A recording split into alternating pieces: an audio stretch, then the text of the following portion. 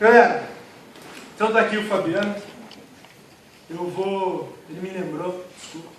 Vai ter um vídeo antes da gente entrevistar ele. Se prepare. Quem vamos soltar, mano?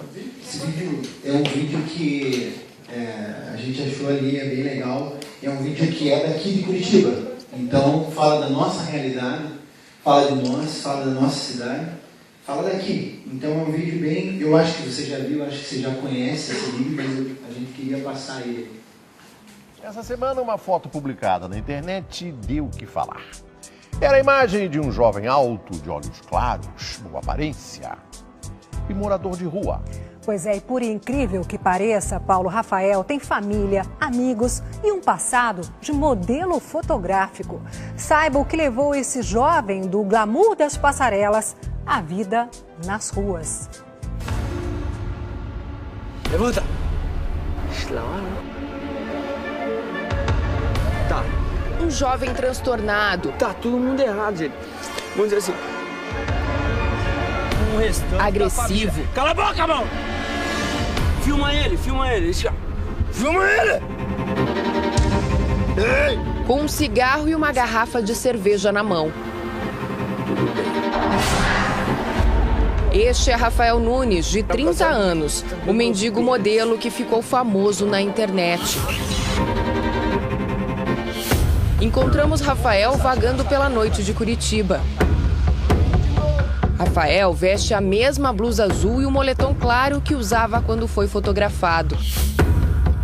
Já o olhar, que tanto chamou a atenção dos brasileiros, é bem diferente. Foi aqui, em frente a um dos principais pontos turísticos de Curitiba, que Rafael encontrou uma turista. Ela decidiu tirar uma foto do morador de rua e a imagem foi parar na internet. O mendigo pediu que a foto fosse enviada para uma rádio.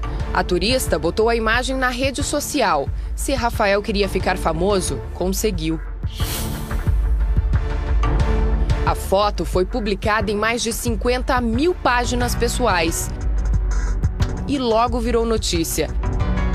Todos queriam saber quem era o jovem bonito, de olhar penetrante e traços finos, enrolado em um cobertor. No dia seguinte, a surpresa. Uma das irmãs de Rafael postou outra imagem, registrada há 4 anos, época em que o jovem era modelo. Você quer ajuda agora? Se quer ajuda, vou te falar uma ajuda assim da cana, cara. Rafael está nas ruas há 1 ano, mas o encontro com as drogas aconteceu bem mais cedo, ainda na adolescência. Foi muito doído, muito sofrido. A mãe, Dona Edith, conta que fez de tudo para afastá-lo do vício. A família chegou a morar em 4 estados: Rio Grande do Sul, Paraná, Mato Grosso e Pará. Não adiantou, eles voltaram ao Paraná. Tudo fugindo da situação. Aí a gente não aguentou mais, voltou para Sinop, de Sinop terminou vindo para cá, e sempre a droga, e sempre as brigas. Há 10 anos, a família viu uma nova esperança. Rafael foi convidado para trabalhar como modelo. Ele era normal, um menino bonzinho, um menino calmo, tranquilo, os movimentos tranquilos, né? E, assim, um filho que todo mundo gostaria de ter, né? Mas o dinheiro que ganhou como modelo, em vez de ajudar, alimentou ainda mais o vício. Ele parava um pouquinho, usava escondido, e assim foi desde que a gente ficou sabendo. A alternativa foi a internação, mais uma maratona na vida de Rafael. 18 clínicas, nenhuma melhora. A gente começou a internar, internava, ele fugia, internava, ele saía, ele falava que não tinha nada. Até o ano passado ele estava falando que não tem nada. Eu que era louca, ele falava. Se interna você que é louca, me deixa em paz. Tudo é fora, longe. No último endereço da família não há mais nada de Rafael, nem as roupas.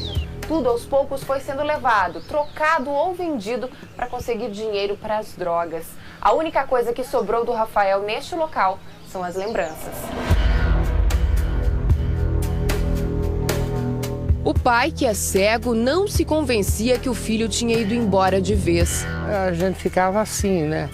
Será que eu vou sair e o Rafael não vai vir? Né? E se nós sair o Rafael vir? Né?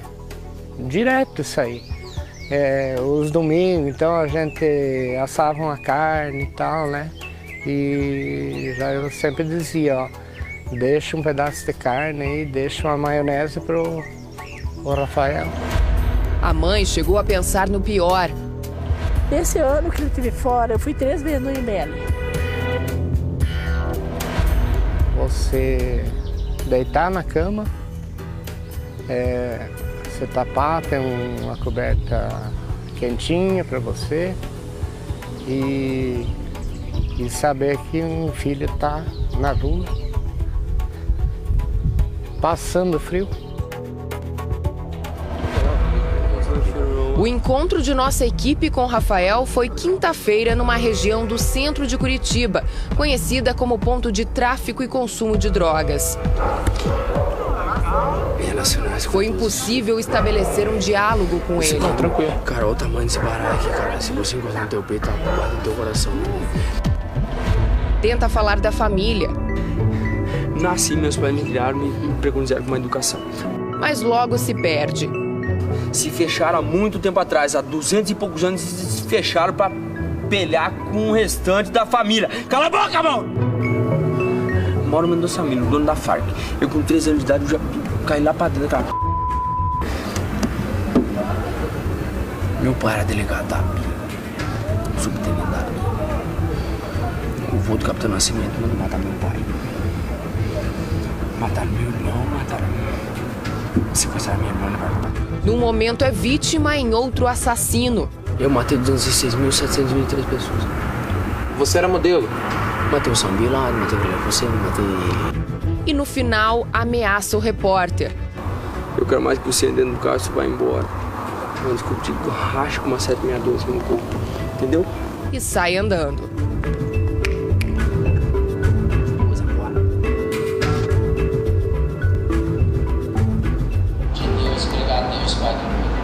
Nós mostramos as imagens para este psiquiatra. Ele diz que todas as confusões e palavras sem sentido são sintomas do uso prolongado de drogas. O quadro delirante pode aparecer tanto numa dependência de uma maconha até numa dependência de crack. Ontem, enfim, uma boa notícia. Rafael foi internado em uma clínica de reabilitação em Araçoiaba da Serra, interior de São Paulo. Foram 6 horas de viagem. O ex-modelo chegou deitado em uma maca, com as pernas amarradas, o procedimento padrão da clínica.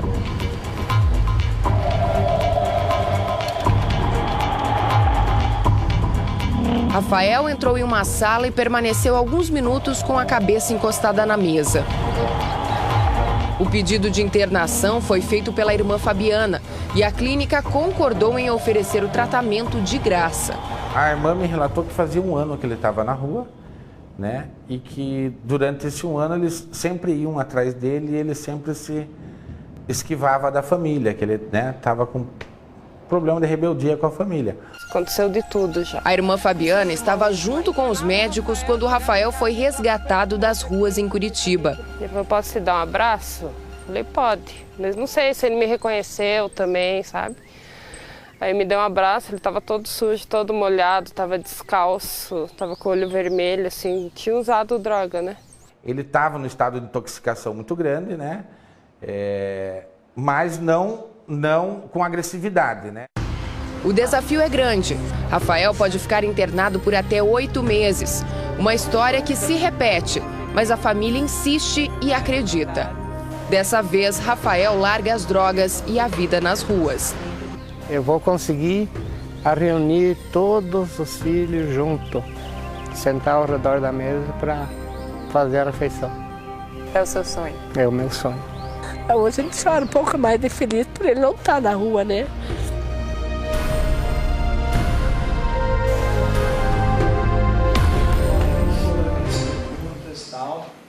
Por favor, tem pergunta, né? Fabiano, vou começar pela primeira pergunta. Com quantos anos você entrou nessa? Então, vamos pelo começo, né? É muito complicado, sabe, esse momento de que você entra. Eu entrei com 13 anos, né? Então, eu tive uma vida, uma adolescência muito turbulenta, né? Algumas pessoas já me conhecem, e já sabe da minha história.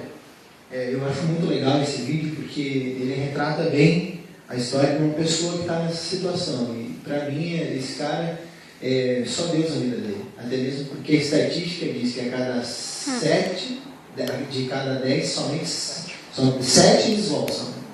Então, eu só tenho uma solução antes de começar. É só Jesus. É só Deus que vai fazer com que as pessoas saiam. Que foi o meu caso. Eu comecei com 13 anos. Eu não sou de Curitiba. Eu estou agora morando. Vou mudar semana que vem para Curitiba. Sou de Rio Branco do Sul, então uma cidade pequena, ela é um pouco diferente, né? 35 mil habitantes, tudo diferente, tudo mais fácil, tudo mais rápido.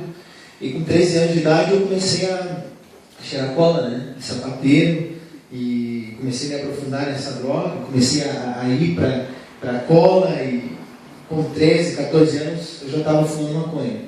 Tá, mas você com 13 anos, a tua família, como era? Então, nesse período, quando eu comecei a usar droga, meus pais, eles tinham uma vida boa, assim, sabe, financeiramente.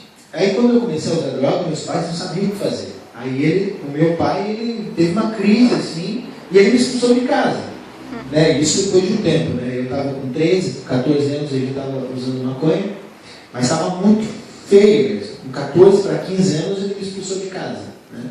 Aí fui ficar igual esse cara aí, igual o Rafael, né? Dormindo na rua, dormindo em casa abandonada, entrava em casa abandonada para dormir. Só que dentro desse período, eu comecei com a cola de sapateiro, cheirar cola, aí veio uma maconha.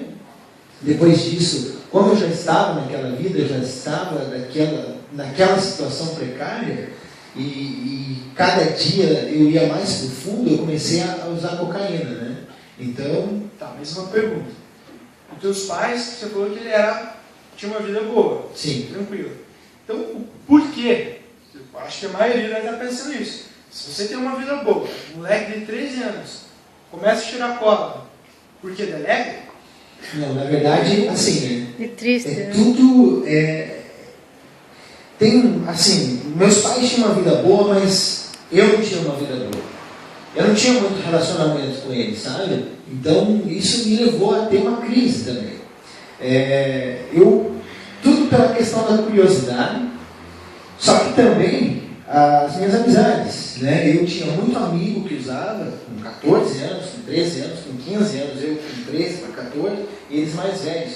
E eu comecei a andar com essas pessoas, então foi tudo uma bola de neve. E eu, assim, a culpa é dos meus pais, não somente, eles têm uma culpa sim, não 100%, mas a culpa maior de tudo isso é minha, porque eu me envolvi com pessoas, com amigos meus que me apresentaram, e eu queria ser aceito na roda, tá ligado? Eu queria ser aceito por eles, só que quando vinha passar para mim, eu pegava na boa, e isso fez com que eu me tornasse um dependente químico, né? Fez com que... e depois que eu já estava naquela vida, então eu já não tinha um relacionamento legal com a minha família. Conheci uns camaradas que já não eram flor que se cheire. Não tinha muita... Era meio ignorante, vamos dizer assim. Não tinha estudo e tal. Nisso, cara, eu me afundei.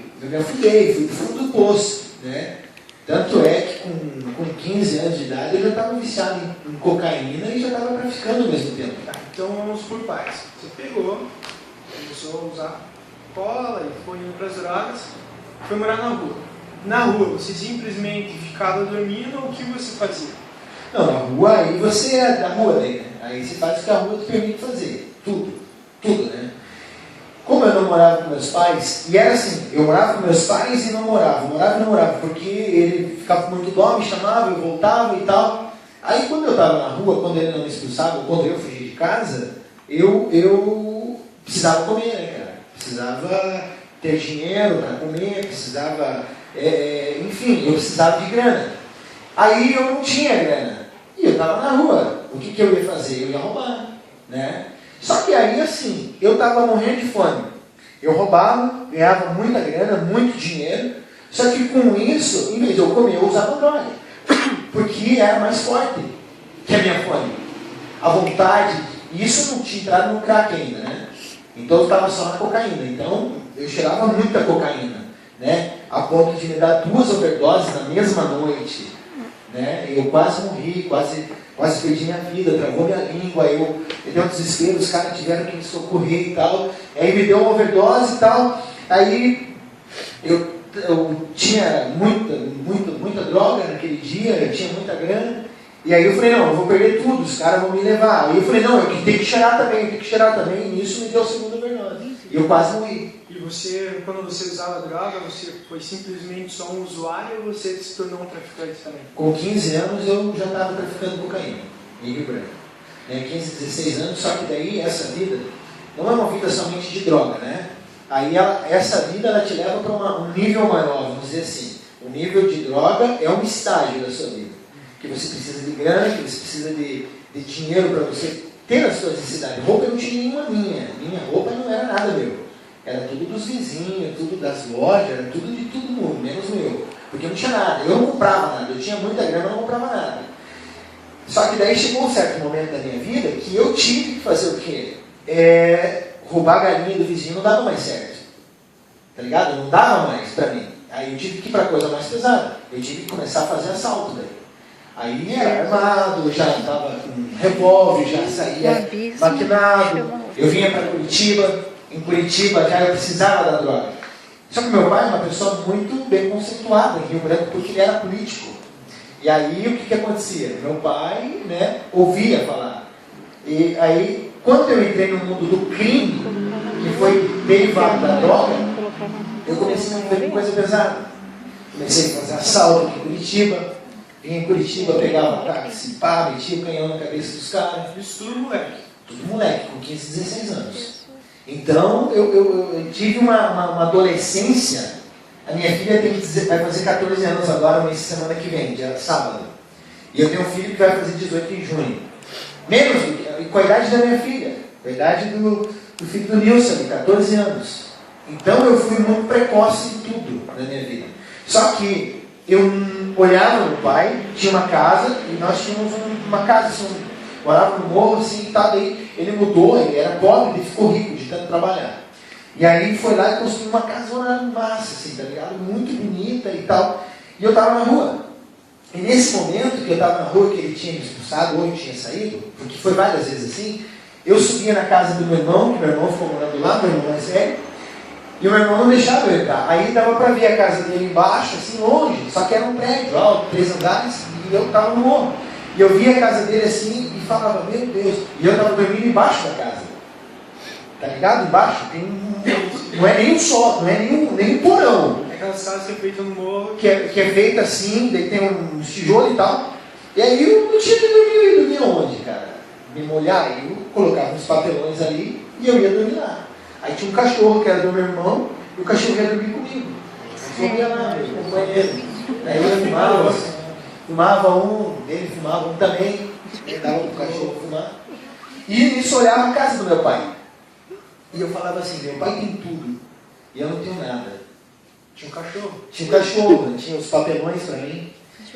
Só que eu olhava aquilo e aquilo me desesperava, tá ligado? Eu ficava de cara com meu pai, a ponto de falar assim, eu vou te matar. Você teve vontade de matar seu pai? Não, claro, várias vezes. Assim como meu pai tinha vontade de me matar também. Então, era recíproco o negócio. Se um bobeasse...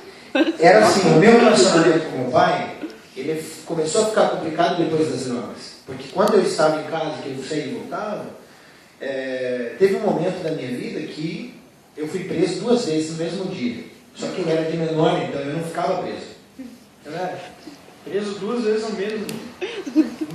No mesmo dia. E de manhã, e o meu pai, ele era uma pessoa muito conhecida na cidade. E ele era uma pessoa pública também. Então, nisso, meu pai tinha, eles ligavam para ele me tirar da cadeia, porque meu pai tinha que me tirar da cadeia, eu era de menor. Aí uma hora fui para aula, daí saí, não fui para aula, gazei aula e fui para escola, fui para um canto lá, eu e mais uns amigos meus fomos à droga.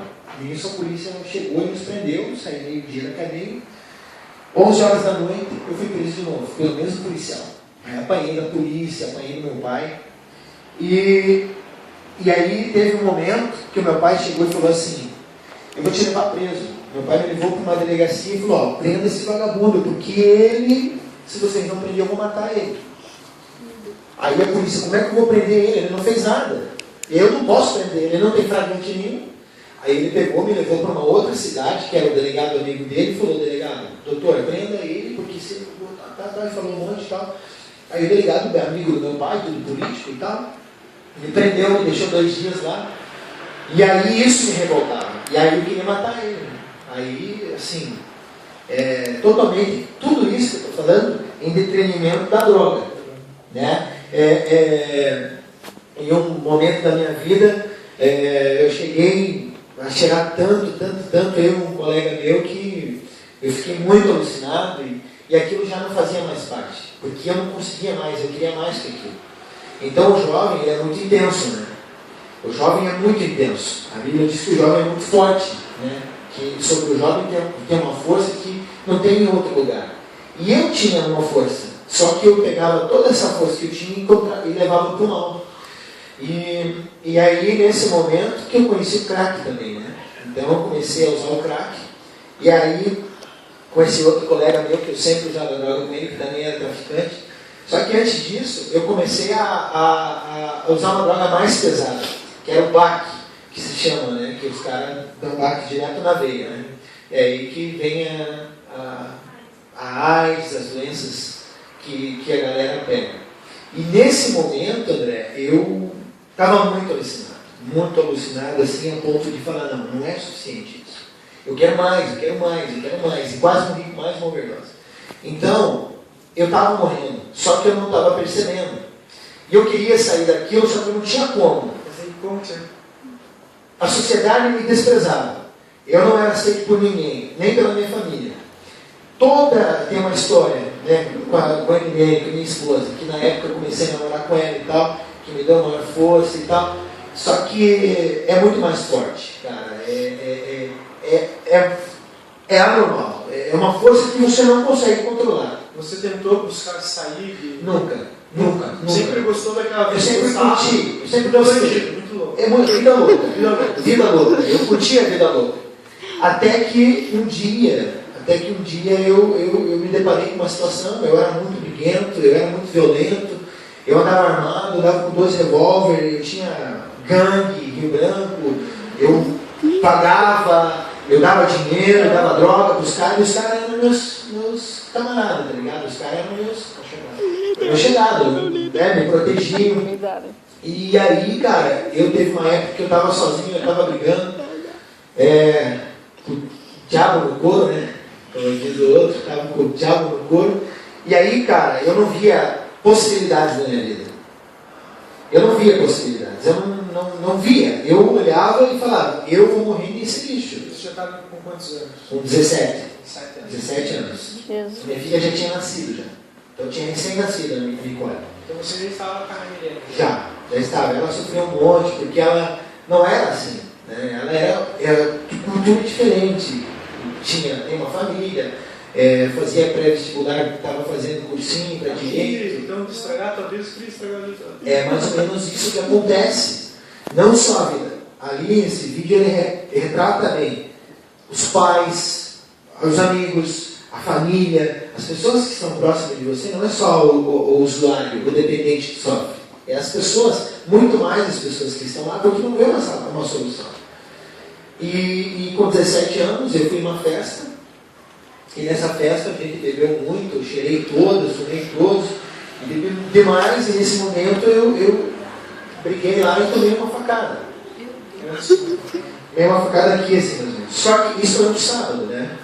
Na quarta-feira da mesma semana, eu estava fazendo um assalto e tomei um tiro. Aqui assim, então o cara descarregou o revólver assim em mim. Quando você era na bola, por isso que eu sou bom de futebol, né? E aí eu tomei um tiro, na verdade, tá ligado? Na quarta-feira fazendo um assalto. A bala atravessou minha perna, não pegou no joelho. Bem ali, ó. Ele gosta da calça. Tava com a mesma calça. Ele acha a calça dele. Não sai de um dia, parece, não é da vida. Isso foi na quarta-feira, cara. Assim, a calça até hoje. Não, o detalhe é que a calça serve, né? Até hoje. E aí a bala atravessou, né, cara? E aí eu tava assim, eu fui várias vezes preso. Eu tava no mundo do crime mesmo. Mundo pesado, de tráfico, envolvido com policial bandido, fazia assalto para policial, enfim. Tava um nível bem pesado assim, da minha vida. De droga e da vida de crime também. Né? E aí, na quarta-feira, isso aconteceu comigo, no sábado, eu fui nessa balada, né? E arrumei uma briga e tomei uma facada. Essa facada, eu estava fora da casa do meu pai, eu estava na rua, onde dava para eu dormir, eu estava dormindo. Eu tomei uma facada e eu fui para UTI, vim para o Cajuru aqui, tomei 33 pontos aqui, pegou daqui até aqui, assim, mais ou menos. Pegou 2 milímetros no meu pulmão. E eu quase morri, quase. Só que nesse momento, a Emilene tinha se convertido ao Senhor. E ela tinha tido um encontro com Jesus. Então vamos lá. Com 17 anos, você bateu na trave para ir para as culturas. Mais ou menos. Aí você já estava envolvido com a Emilene. Já. E a Emilene estava indo para a igreja. Em janeiro. Isso aconteceu em fevereiro, março, em abril. Tinha a Nicole. E já tinha a Nicole. Isso. Meu Deus. Foi no comecinho de março, porque a Nicole fez. A Nicole foi apresentada, nasceu em março, 15 dias depois ela foi na igreja, né? Representar a Nicole. Foi no comecinho de março isso. Foi no dia. No comecinho de março. E aí, ela já tinha ido, amigos meus tinham ido para a igreja, só que assim, esse lance de igreja é um lance meio polêmico, tá ligado? Porque é um assunto meio cabuloso. Na hora de amigo não fala sobre religião. Tá ligado que a gente vai falar de assuntos polêmicos, né? Tem que colocar igreja ali. Igreja e futebol. Porque é polêmico. Eu odiava a igreja.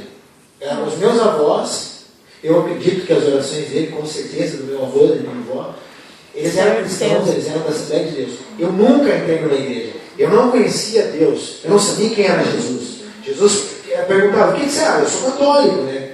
Quem não é nada é católico. Católico não é praticante. Ele foi batizado, né? Eu fui batizado no catolicismo. Então, o que você é? Eu sou católico. Porque eu não tenho religião nenhuma lá, então eu era católico. Eu fui batizado lá quando eu era criança. Mas nada a ver, cara. Nunca fui na igreja católica, nunca tinha religião, não tinha fé em nada. A minha única fé era nas minhas armas, a minha única fé era na droga que eu usava, a minha única fé era nas coisas que eu queria fazer. E nesse momento, amigos meus, amigos de droga, eles foram para Jesus uns meses antes. E a Emilene também. E nesse momento que eu fui faqueado, eu fui para o UTI, para o Cajuru, o meu pai era aniversário dele. E era aniversário dele no domingo, e isso aconteceu no sábado. De sábado para o domingo. E aí ele chegou na UTI assim de manhã, no domingo de manhã, eu estava bem, pela graça, é um milagre, cara. E aí ele falou assim, tá bem? Eu falei, eu tô, né, que eu tô, o que aconteceu? Não, você tomou uma facada e tal. Aí ele começou a chorar assim, né, cara? Ele falou, pô, você só me dá dor de cabeça, só me dá tristeza, você só me dá, olha o presente que você está me dando hoje. E chorou, cara, um monte. E aí pô, aquilo doeu, cara. Aquilo, velho, assim, sabe, doeu demais, porque a facada não tinha sentido. O tiro eu não senti. Pô, uma coisinha besta. Tanto é que quando eu estava faqueado, eu continuei brigando com os caras. E eu não vi. E os caras já estavam todos ensanguentados aqui. Você está sangrando, eu não vi, nem tinha sentido. Mas aquele momento, assim, doeu no meu coração. Porque eu estava lúcido, tá ligado? E eu falei, meu Deus, eu preciso mudar. Aí o meu pai falou assim, ó, vamos voltar para casa, quero que você volte a morar comigo. Aí eu falei, tudo bem, é aniversário do pai, o pai comprou carne, os tios vão lá e tal. Aí voltei a morar com ele. No domingo à noite, os meus tios, todos lá, no domingo à noite, os meus amigos, lá no mundão, amigos da droga, que tinham tido um encontro com Jesus, foram lá e falaram assim, cara, a gente veio aqui te visitar, a gente tem um amigo, e a gente quer te apresentar uma pessoa, cara. A gente quer te apresentar Jesus. Eu já queria meter bala no Jesus. Não, cara, naquele momento, é um momento muito sensível, né? É um momento que você está na sarjeta. Então, o que falam para você aceita. É o momento que você está no lixo, é o momento que você é sensível, que você fala, meu Deus, eu quase perdi minha vida.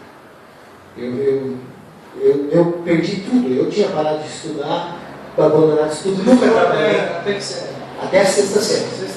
Até a sexta série, daí passei para a sétima e parei de estudar. Então eu estudei mesmo, foi até a sexta. E na sétima, quando eu tinha passado de ano, eu parei de estudar, abandonei os estudos. Nunca tinha trabalhado. E nesse momento, as pessoas, eles começaram, meus amigos, só que eram pessoas que eu conhecia. Eram pessoas que eu tinha usado droga com eles já. Eu falei, mas que papo é esse, cara? Bate pra mim aí. Que é essa história aí que você está falando? O que é Jesus? Aí eles me explicaram quem era Jesus. Que é um cara que morreu por mim e que me trouxe salvação. E aquilo que eu estava vivendo, eu não precisava mais viver aquilo, porque Jesus na cruz, quando ele morreu e se ressuscitou, ele fez aquilo por mim. Eles falaram, vamos na igreja, cara? Eu falei, daí aquilo que eu falei, a gente está sensível, né? Eu falei, cara, eu vou, quase perdi minha vida, não tenho nada a perder. Mas é o seguinte, cara, eu não vou virar crente, porque né, muito careta, eu não vou poder usar bermuda mais, tá ligado? Eu não vou poder mais jogar. Eu pensava nisso. Porque Rio Branco, como é pequeno, e para nós crentes lá, pra mim tinha que ser quadrado, assim, né? Terno, gravata e biga aqui. E eu não queria isso pra mim. Eu queria curtir minha vida. Eles falaram, não, cara. Aí eu comecei a frequentar a igreja. Aí nem foi a igreja, a casa do pastor Kelso, que é o nosso pastor aqui. Você continuou usando? Durante 2 meses, 1 mês e meio. Eu diminuí muito, mas porque eu estava fazendo tratamento médico, e aí eu diminui muito. E aí eu fiquei 1 mês e meio, e aí teve um momento assim que eu cheguei para Deus e falei, Deus, dentro de uma lanchonete, eu falei, Deus, minha vida não mudou nada, tomando uma cerveja, assim. Eu faz 1 mês e meio que eu indo para a igreja, o que mudou na minha vida? Nada, então você tem que mostrar que existe. Se você mostrar que existe, eu vou te seguir. Senão eu nunca mais, eu não quero mais, eu vou voltar para essa vida louca. Eu falei isso numa segunda-feira. Mas, cara, muito louco assim, tá ligado? Eu fui numa vigília que me chamaram na igreja, que é o que nós vamos fazer semana que vem. Vigília, tá? Note isso. Eu fui numa vigília. E os crentes, né, cara, me chamaram, vai ter uma vigília e tal. A pastora Rosângela, a mulher do pastor Kelso, me chamou. Falou, vai ter uma vigília, vamos à vigília, convidou a Emilene. E a Emilene me deu um golpe, né, cara, vamos lá numa reunião e tal. E eu fui. Uma reunião e tal, né. E ela já tinha experimentado de Deus. Não, eu fui na boa. Tava indo, né, fui. Cheguei lá. Cara, o que aconteceu comigo naquele lugar foi louco. Em nenhum momento da minha vida assim, cara, nenhuma droga, nenhuma loucura no mundo, nenhum assalto que eu fiz me deu uma adrenalina daquela. Nada, absolutamente nada, cara, nada assim. Toda a loucura da minha vida, dos 13 aos 17 para 18, porque eu estava fazendo 18 meses antes, 1 mês depois já fiz 18, eu vivi de todos os 13 aos 17 para 18, eu nunca vivi o que eu vivi naquela noite, cara. E eu falei assim, Deus, eu estou aqui, entrego a minha vida, eu não sei orar, não sei nem o que é oração, Deus, eu nunca pisei numa igreja, faz 1 mês e meio que eu estou vindo. Eu não sei orar, eu não sei o que é isso. E eu comecei a falar isso, mas eu quero parar, Senhor. Eu quero parar com tudo isso, eu preciso, eu quero parar, mas eu não consigo. Você comentou uma vez comigo que antes disso você foi lá, fumou um cigarro e tal. Não, no portão da igreja, tá ligado? Eu entrei assim na vigília, peguei um cigarro, um careta assim, comecei a fumar. E o massa assim do Kelso, cara, é isso. O Kelso, em nenhum momento da minha vida, o pastor Kelso chegou assim, cara, você tem que parar, porque senão Jesus não te aceita, você tem que parar de fumar, para depois você vir, para ver qual o papel de Jesus. Então daí se você já parar, Jesus não precisa fazer mais nada. Só um parênteses, assim, não sei se todo mundo conhece, mas o Kelso era pastor lá em Rio Branco e hoje é pastor aqui na igreja. Isso, então aí eu fumei um cigarro, entrei, guardei minha carteira de cigarro aqui numa camisa e tal. E entrei na igreja e eu penso, olha, vamos orar, vocês vão sentir algumas coisas aqui hoje. E se você sentir, fique tranquilo. E aí eu fiquei com aquilo na minha cabeça. E ali eu comecei a chorar, cara. Porque eu estava numa situação desesperadora.